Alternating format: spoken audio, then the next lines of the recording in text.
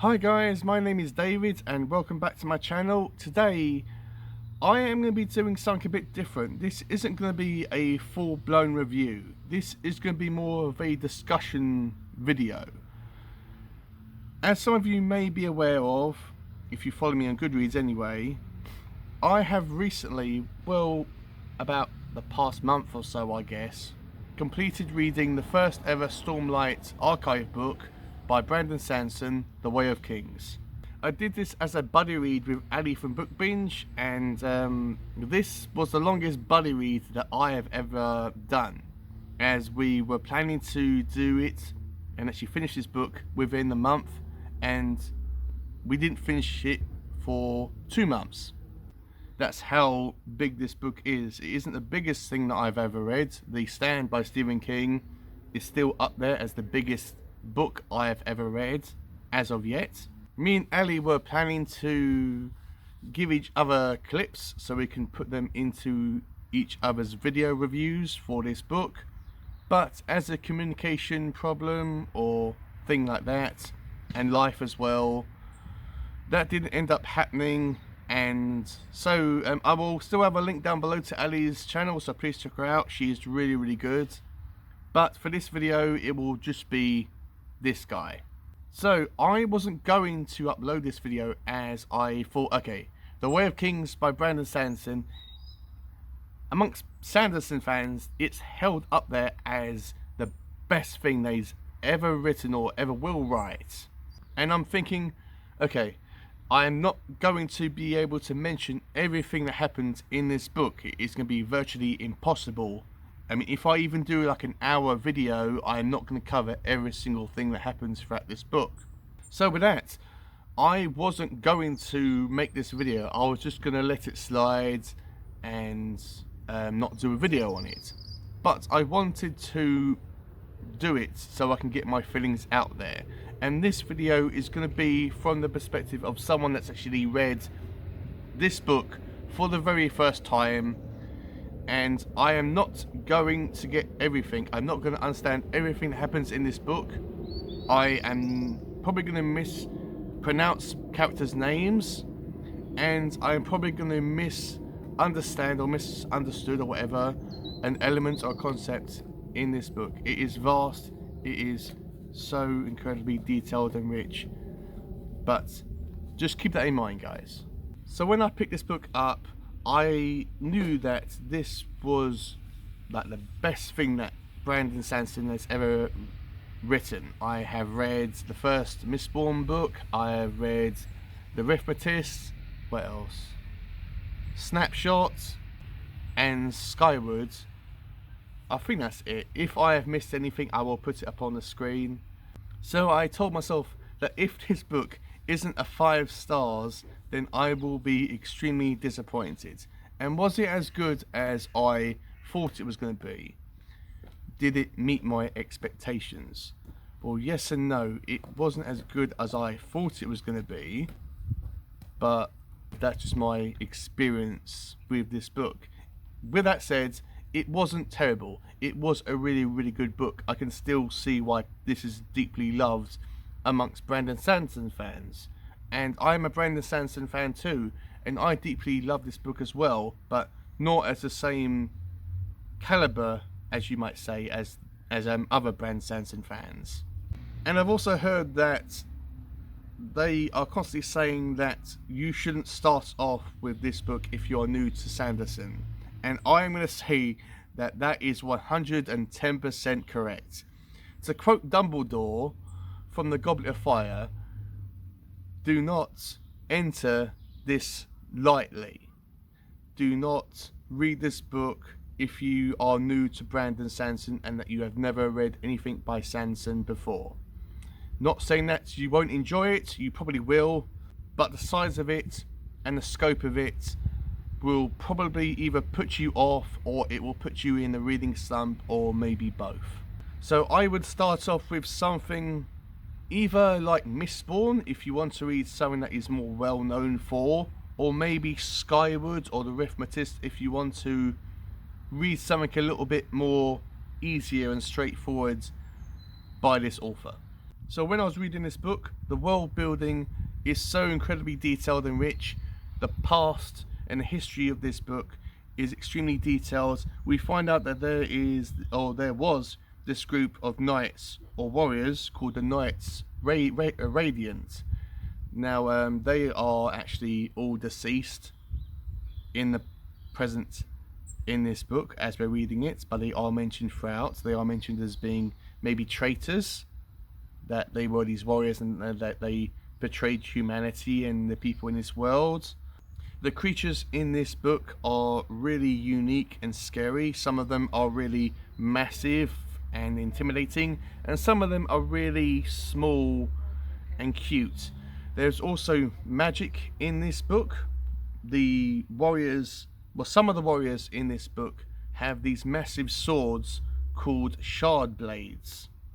Now these blades are very rare. They are as tall as about 6 feet long, so as tall as the average man. And these swords were originally designed to kill all these massive monster, like Titan-sized monsters, these massive monsters, and it was designed primarily for mankind to destroy and kill these monsters.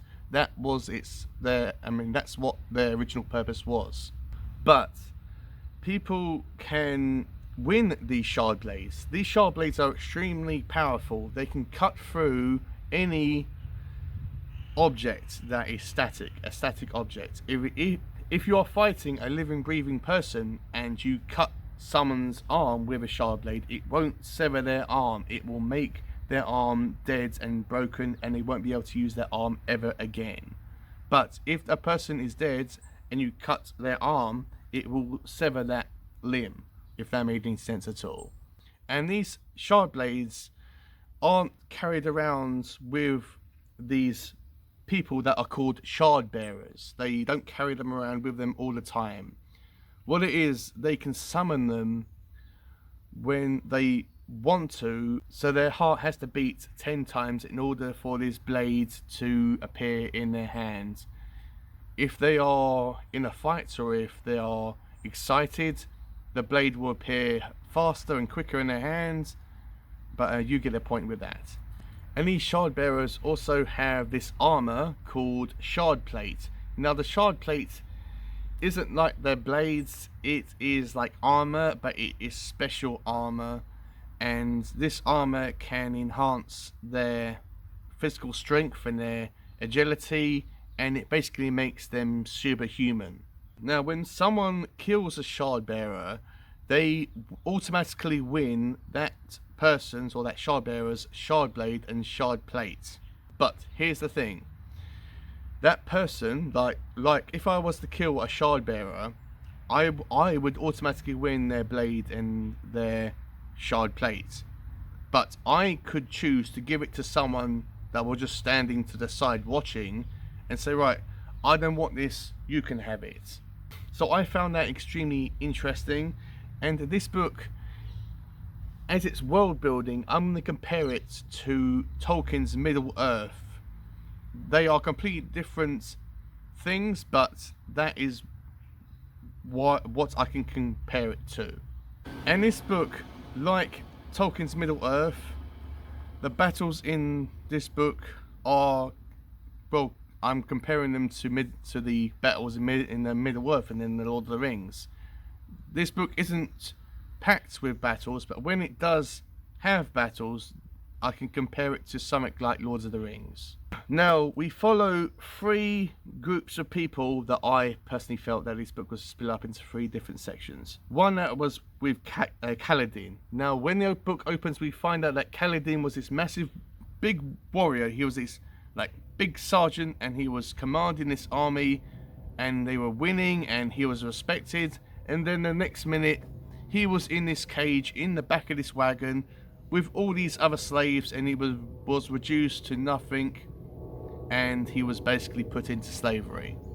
Kaladin has been put in or sold to this army where he has been assigned to be something that the book is called a bridgeman. Now, bridgemen are part of a bridge crew, and they are responsible for carrying this massive bridge on their backs or on top of them, and carrying it and putting it over like ravines or like ditches, so the bridge can go over it, so the army can cross over the bridge. That is basically what a bridgeman is. It is extremely brutal. We find out that bridgemen do get killed, they do get stomped on, and we are led to believe that bridgemen are extremely worthless. The only thing that a bridgeman is led to believe that they are good for is to die. That is what a bridgeman is led to believe. They are they are in the same camp as the army people, and they do see each other, but they never really interact and mingle with each other. And because bridgemen are led to believe that they are worthless and they are only there to die, they have forgotten their names, they do not talk about their past, and they also do not interact with other people within their bridge crew.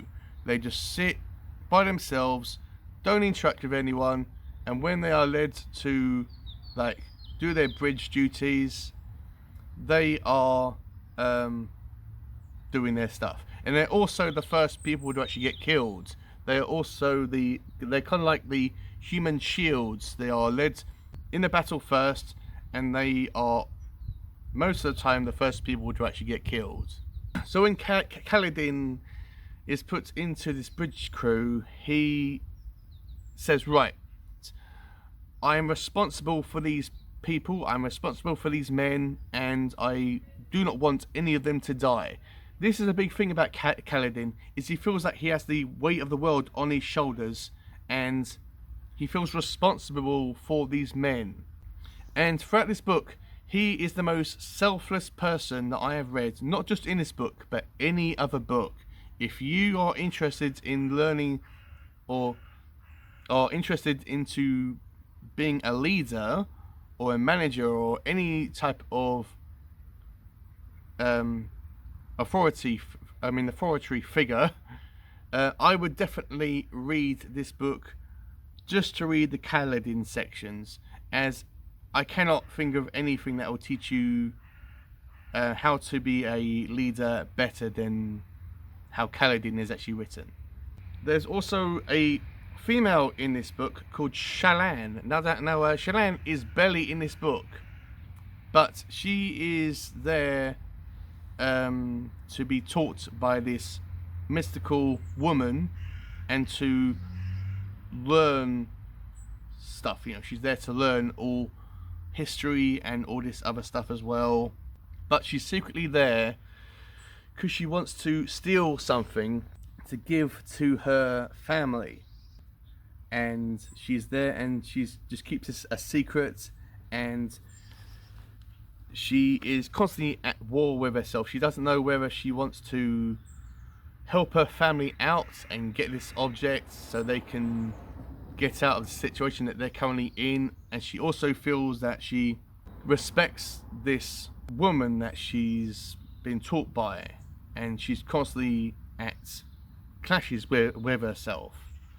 Shallan is barely in this book, which is a shame. I'm not sure why that is. Unlike the First Law trilogy by Joe Abercrombie, because I've only read the first two books, all the characters have got equal time throughout the book. So there isn't one character through the First Law trilogy that isn't focused more than the other. They have all got separate and the same amount of time for the reader to focus on.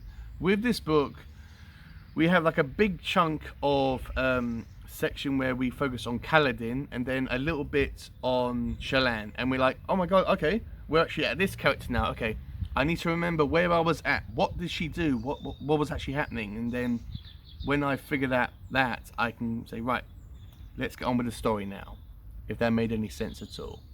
So I felt it was kind of inconsistent, but I don't know, maybe Brandon didn't know what to do with Shallan in the first book. Maybe she's fleshed out and given more time to shine in the other books as well, but At first I didn't know what to make of her, but she was okay. She wasn't my favourite, but she was okay.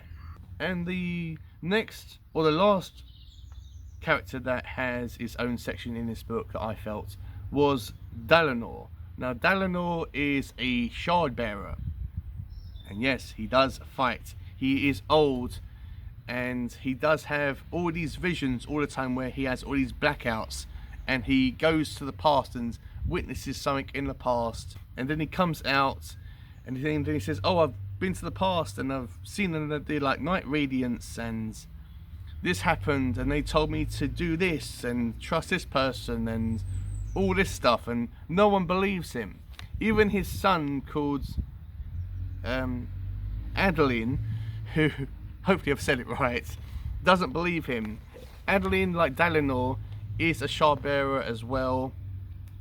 At first he doesn't believe his father, but he slowly becomes to think, okay, maybe there's something a bit more to this than meets the eye. But I really like these two. This is where the book focuses mostly on the action, and all the fighting is with these, is with these guys. Like the first law, some of these characters do come together. Not all of them, but some of these characters do come together at the end of the book because they are in the same situation. We also discover that there is this massive like battlefields where all these high princes are there in these, in their respective camps, and they are there primarily to hunt down these massive creatures so they can kill them and get something like a stone that's called a gemstone that is extremely powerful. I'm not sure exactly what it does, but that is all they care about. They never help out each other, and they only think of themselves. We find out that Kaladin and Dalinar and Adeline are in this camp, and they come together at the end. I thought that this was a really interesting book. Yes, it did let me down a little bit, as it was extremely long. Was it boring? Yes and no. It some chapters I did like more than others, but that can go for any book. But as a whole, it was a really entertaining book. If you have read some of Brandon's work before and you want to get into Way of Kings, okay, good on you. But go into this book and know that it will take you a while. You will be reading this book for a long time, but enjoy it, absorb it, and you will get something out of this book. Will I continue with this series? Yes, I will, but I'm more interested and focused on finishing off the Mistborn trilogy first, and then when I've done that, I will read the other books. But when I read the second book, I will know, right, this book is going to take me a while, and I am only going to read that physical book. I am probably going to listen to loads of stuff on audio, but when it comes to physical books, I'm only going to be reading that second book. So that's just been my little video, guys. Apologies if I haven't mentioned anything. Apologies if you have watched this and you've said, oh well, you haven't mentioned that thing, or you haven't mentioned that character. I've tried to do my best with this, guys. If I've misunderstood something, please correct me down in the comments, and let's just have a chat. I mean, we can geek out about this book and about Brandon Sanderson. Let me know how the second book is, and maybe if you guys pique my interest in the second book, then I will pick it up sooner. But when it comes to what I rated The Way of Kings, I rated it a 4 stars out of 5. It was a really, really good book, despite how long it took me. But yeah, that's all I really had to say about it, really. If you have enjoyed this video, please give it a like. Comment down below. Once again, let me know what you thought about this book. Let me know what you think about the second book. And also let me know if you've read anything else by Brandon Sanderson, and let's just geek out about this unique fantasy / science fiction writer. If you have enjoyed this video as a whole, please consider subscribing to my channel, and if you do, please click on that bell as it will remind you whenever I upload videos, which are every Monday and Friday. I will also have a link down below to my Goodreads account in case you want to follow me on Goodreads and see what I'm currently reading. And with all that out the way, have a great day, read some awesome books, and I will see you all in my next video.